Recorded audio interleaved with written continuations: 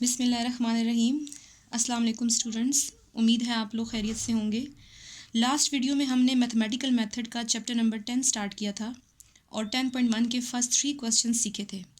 आज हम इसी एक्सरसाइज के मज़ीद क्वेश्चन सीखेंगे। So without wasting time let's start.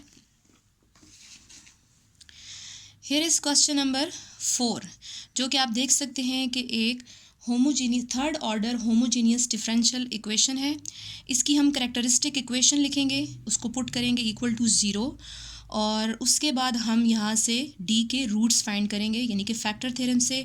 आप ये काम सिंथेटिक डिवीजन से भी कर सकते हैं, जिस तरह आप एक क्यूबिक इक्वेशन को सॉल्व करते हैं बिल्कुल उसी तरीके से। तो यहाँ मैंने d की वैल्यू जो है वो -1 ली है और इसको हम पुट कर रहे हैं इक्वेशन में, इक्वेशन नंबर 1 में। तो इक्वेशन 1 में पुट करने से मेरे पास जो आंसर आ गया है वो 0 आ गया है। ठीक है, तो ये आप ऊपर देख सकते हैं कि मैंने छोटे से नोट्स जो हैं नोट्स की फॉर्म में आपके लिए लिख दी हैं, आप इनको देख सकते हैं।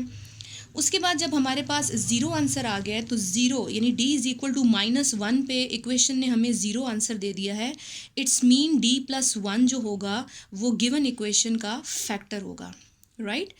मज़ीद फैक्टर्स निकालने के लिए इस थर्ड ऑर्डर इक्वेशन को हम अंदर रखेंगे और d+1 पे डिवाइड करेंगे। तो इस तरह ये फैक्टराइज होकर आपके पास आ जाएगा d+1 इंटू d²+1। दोनों का प्रोडक्ट इक्वल टू 0 है, दोनों को हम सेपरेटली इक्वल टू 0 करेंगे। यहाँ से हमारे पास d की वैल्यू आ गई है -1, जबकि यहाँ से d² जो है वो -1 की इक्वल है। And after taking square root on both side हमारे पास d की वैल्यू आयोटा आएगी, इसको हम एक ही कंसीडर कर लेंगे। तो d के हमारे पास दो वैल्यूज़ आ गई हैं, एक -1 है और दूसरी आयोटा है, यानी एक रियल वैल्यू आई है और एक हमारे पास कॉम्प्लेक्स वैल्यू आई है। तो इसका जनरल सोल्यूशन लिखने के लिए हम रियल के लिए क्या करते हैं, एक कांस्टेंट लिखेंगे c1 इंटू ई की पावर में x का कोफिशिएंट क्या आता है, जो हमारे पास रियल रूट होता है। तो रियल रूट यहाँ पर क्योंकि -1 है इसीलिए x का कोफिशिएंट क्या आएगा, -1। सिमिलरली कॉम्प्लेक्स इमेजिनरी पार्ट का आंसर लिखने के लिए आप क्या करेंगे, e की पावर में x का कोफिशिएंट क्या आता है, जो कॉम्प्लेक्स नंबर में रियल पार्ट होता है। तो क्योंकि हमारे पास आंसर सिर्फ आयोटा है तो इसमें रियल पार्ट क्या है, 0 है। तो रियल पार्ट इज़ 0, इसीलिए यहाँ पर x के कोफिशिएंट में 0 होगा। जबकि c2 इंटू साइन 1x का क्या मतलब है कि यहाँ पर जो इमेजिनरी पार्ट है यानी आयोटा का जो कोफिशिएंट है वो 1 है, इसीलिए यहाँ पर x का कोफिशिएंट 1 आएगा। एंड सिमिलरली यहाँ पर भी c3 इंटू कॉस 1x, और नेक्स्ट स्टेप में हम इसको सिंप्लीफाई करके लिख देंगे। तो इस तरह क्वेश्चन नंबर 4 का ये जनरल सोल्यूशन है। उसके बाद आ जाते हैं जी क्वेश्चन नंबर 5 पे। तो ये भी third order homogeneous differential equation है। इसके भी करेक्टरिस्टिक इक्वेशन लिखते हैं जिसको पुट करते हैं इक्वल टू 0, और यहाँ पर d की वैल्यू 2 पे इसने मुझे 0 आंसर दिया है। ठीक है, इसका क्या मतलब है कि d-2 जो है वो इक्वेशन नंबर 1 का फैक्टर है, राइट। बाकी फैक्टर्स फाइंड करने के लिए इस क्यूबिक इक्वेशन जो इन वेरिएबल d है हमारे पास, उसको हम अंदर रखेंगे, d-1 पे डिवाइड करेंगे और सिंपल जो ऑर्डिनरी तरीका है लॉन्ग डिवीजन का, आप लॉन्ग डिवीजन करेंगे और इसको सॉल्व कर लेंगे। तो ये फैक्टराइज हो चुकी है, आप देख सकते हैं दोनों का प्रोडक्ट इक्वल टू 0 आ चुका है। दोनों को हम सेपरेटली इक्वल टू 0 करेंगे।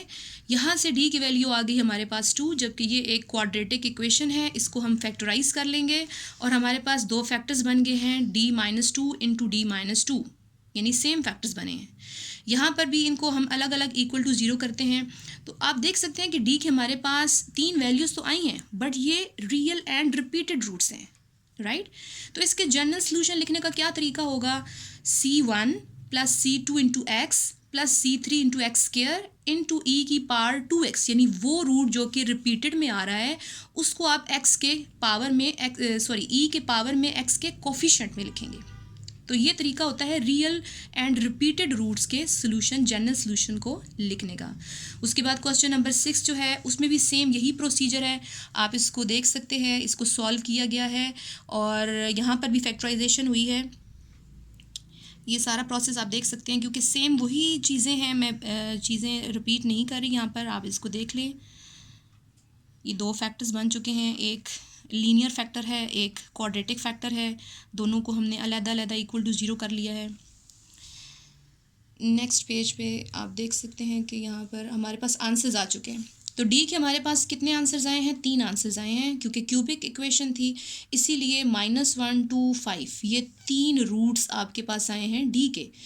सो जनरल सोल्यूशन लिखने के लिए सेम वही प्रोसीजर जो हम हर सवाल में करते आ रहे हैं कि पहला कांस्टेंट C1 इंटू ई की पावर में जो पहला रूट है वो x के कोफिशिएंट में, प्लस C2 इंटू ई की पावर x के कोफिशिएंट में दूसरा रूट आ जाएगा जो कि 2 है, और इसी तरह प्लस C3 इंटू ई की पावर में x के कोफिशिएंट में जो तीसरा रूट है यानी कि 5 वो आ जाएगा। So this is the general solution. उसके बाद क्वेश्चन नंबर 7, ये भी third order homogeneous differential equation है। इसकी भी हमने कैरेक्टरिस्टिक इक्वेशन को पुट किया इक्वल टू 0, और डिफरेंट तरीके से फैक्टराइज हो सकती है। जिस तरह अब इसका मेथड जो है वो फैक्टराइजेशन में आप a cube minus B cube के फार्मूले से कर सकते हैं। तो ये क्वेश्चन टू क्वेश्चन वेरी करता है, और ये चीज़ें आप ऑलरेडी जो है लोअर क्लासेस में सीख चुके हैं फैक्टराइजेशन करना, तो इसीलिए मैं यहाँ पर ज़्यादा इसको एक्सप्लेन नहीं करी फैक्टराइजेशन को। उसके बाद देखें जी, ये लीनियर इक्वेशन है, ये क्वाड्रेटिक है। लीनियर से तो x की वैल्यू d की वैल्यू आ गई है, बट जो क्वाड्रेटिक इक्वेशन है इन वेरिएबल d, इसमें इसके फैक्टर्स पॉसिबल नहीं है, लिहाजा हमने क्वाड्रेटिक फार्मूला लगा लिए। तो जहाँ पर भी फैक्टर्स नहीं बनेंगे हम इस पर क्वाड्रेटिक फार्मूला लगा के वैल्यू फाइंड कर सकते हैं। तो ये एंड पे d के हमारे पास 3 आंसर्स आ चुके हैं। इन तीनों आंसर्स को लिखने का क्या तरीका होगा? पहला, क्योंकि रियल है तो रियल के केस में क्या होता है कि C1 इंटू ई की पावर जो भी रूट होगा वो x के कोफिशिएंट में, जबकि ये इमेजिनरी आंसर है, कॉम्प्लेक्स आंसर है।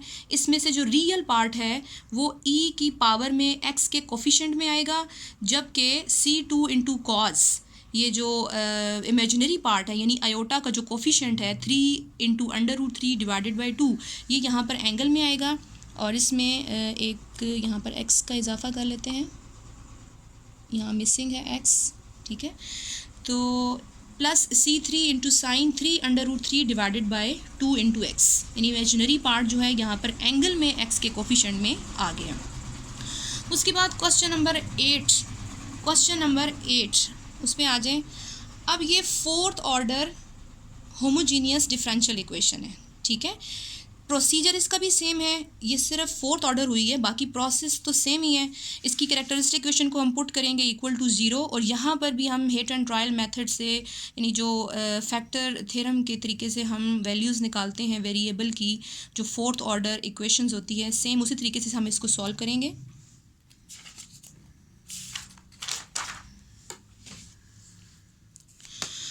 तो d की वैल्यू हमने 1 एज्यूम की है, और 1 पे इसने हमें क्या दे दिया है? 0। इसका मतलब क्या हुआ कि d-1 इसका फैक्टर है। तो फिर हम जो फोर्थ ऑर्डर वाली इक्वेशन है उसको अंदर रखेंगे और d-1 पे डिवाइड करेंगे, तो क्वोशिएंट में हमारे पास थर्ड ऑर्डर की एक्सप्रेशन बन जाएगी। तो ये जो फोर्थ ऑर्डर वाली इक्वेशन है ये फैक्टराइज होकर कुछ इस फॉर्म में आ चुकी है। यहाँ पर भी इन दोनों को हम सेपरेटली इक्वल टू 0 करते हैं। जो लीनियर इक्वेशन है d-1 इक्वल टू 0, वहाँ से d की वैल्यू 1 आ चुकी है, जबकि क्यूबिक के लिए दोबारा से हम क्या करेंगे? फैक्टर थ्योरम इस्तेमाल करेंगे। d की वैल्यू हम सपोज करेंगे, और ऐसी वैल्यू सपोज करेंगे कि जिस पे वो आपको आंसर 0 दे दे। तो d इज़ इक्वल टू -1 पे इसने हमें 0 दे दिया है। सो इट्स मीन कि d+1 is the factor of equation number 2। Equation 2 को अंदर आप रखेंगे, d+1 पे डिवाइड करेंगे तो हमारे पास क्वाड्रेटिक क्वोशिएंट आ जाएगा, यानी कि 4d³ - 3d+1 ये इक्वल आ जाएगा इन दोनों के प्रोडक्ट के। यहाँ पर भी इन दोनों का प्रोडक्ट इक्वल टू 0 है, इनको हम अलग-अलग कर लेते हैं इक्वल टू 0। तो यह एक d की वैल्यू -1 आ चुकी है, और बाकी यहाँ पर ये जो क्वाड्रेटिक इक्वेशन थी इसको हमने फैक्टराइज कर लिया है, इसके फैक्टर्स बने हैं, और आप देख सकते हैं कि d की जो 2 वैल्यूज़ आई हैं वो सेम आई हैं। ये भी 1/2 है, ये भी 1/2 है, राइट। तो d के हमारे पास 4 आंसर हैं। जिस तरह आपको पता है कि जो फोर्थ ऑर्डर इक्वेशन होती है उसके 4 आंसर्स आते हैं, बिल्कुल उसी तरह यहाँ पर भी हमारे पास 4 ही आंसर्स आए हैं। एक है 1, दूसरा -1, 1/2, 1/2, यानी 2 रिपीटेड हैं और 2 डिस्टिंक्ट हैं। तो 2 को हम डिस्टिंक्ट के तरीके से लिखेंगे क्योंकि डिफरेंट रूट्स हैं। C1 इंटू ई पावर 1x, तो 1 आप जब लिखेंगे, 1 लिखें ना लिखें एक ही बात है, क्योंकि 1x के साथ मल्टीप्लाई हो जाएगा, प्लस C2 इंटू ई की पावर -1 इंटू एक्स, यानी कि सेकेंड जो रूट है -1 वो इधर x के साथ मल्टीप्लाई हो जाएगा। अब जहाँ तक इन रिपीटेड रूट्स की बात है, तो रिपीटेड रूट्स के केस में हम क्या करते हैं कि पहले हम लिखते हैं एक कांस्टेंट लिखते हैं। तो यहाँ पर क्योंकि C1 और C2 ऑलरेडी यूज़ हो चुके हैं, इसीलिए यहाँ पर हम C3 यूज़ करेंगे। C3 plus C4 into x, और उसके बाद e की पावर में जो रिपीटेड रूट है वो x के कोफिशिएंट में आ जाएगा। So this is the general solution of question number 8।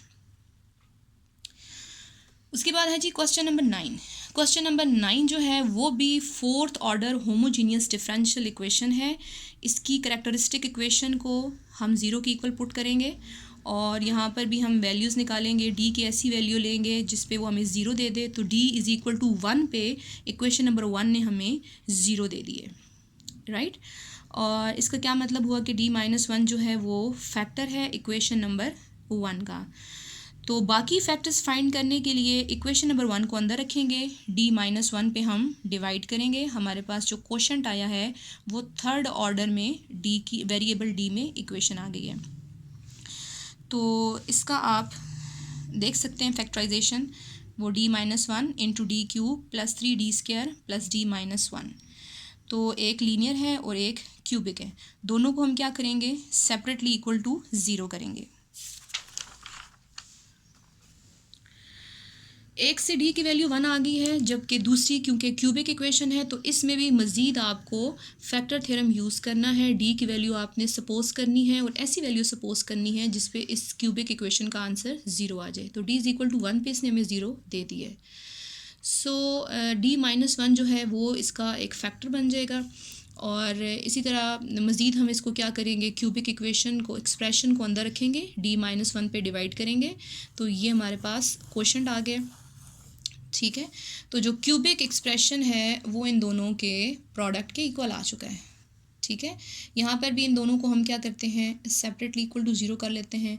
यहाँ से डी की वैल्यू 1 आ गई, जबकि यहाँ से इसके फैक्टर्स नहीं बन रहे, यानी हमारे पास ऐसे कोई फैक्टर्स नहीं है जिनको मल्टीप्लाई करें तो 5 आए, प्लस करें तो 4 आए। लिहाजा जहाँ फैक्टर नहीं बनेंगे वहाँ पर हम टाइम वेस्ट नहीं करेंगे, बल्कि हम इस पर क्वाड्रेटिक फार्मूला लगा देंगे। तो क्वाड्रेटिक फार्मूला लगाने के बाद हमारे पास जो आंसर्स आए हैं वो कॉम्प्लेक्स रूट्स आए हैं, यानी 2 + आयोटा इज़ द आंसर। तो ये टोटल हमारे पास 4 रूट्स आए हैं, 1 1 2 + आयोटा। पहले 2 रूट्स आप देख सकते हैं कि ये क्या हैं, ये रियल हैं बट रिपीटेड हैं, जबकि ये जो रूट्स हैं 2 + आयोटा ये कॉम्प्लेक्स रूट्स हैं। तो जनरल सोल्यूशन लिखने के लिए आप क्या करेंगे, C1 plus C2 into x, और e की पावर में जो भी रूट है, जो रिपीटेड रूट है वो x के कोफिशिएंट में आ जाएगा। क्योंकि वो 1 है इसलिए वो आपको यहाँ लिखा हुआ नज़र नहीं आ रहा, वो मल्टीप्लाई हो चुका है x के साथ।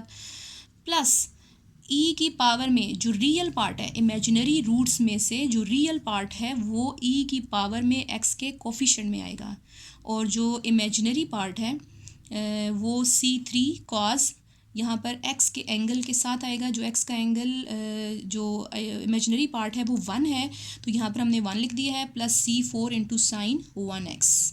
So this is the general solution of question number 9। I hope कि ये आपको क्लियर हो गए होंगे।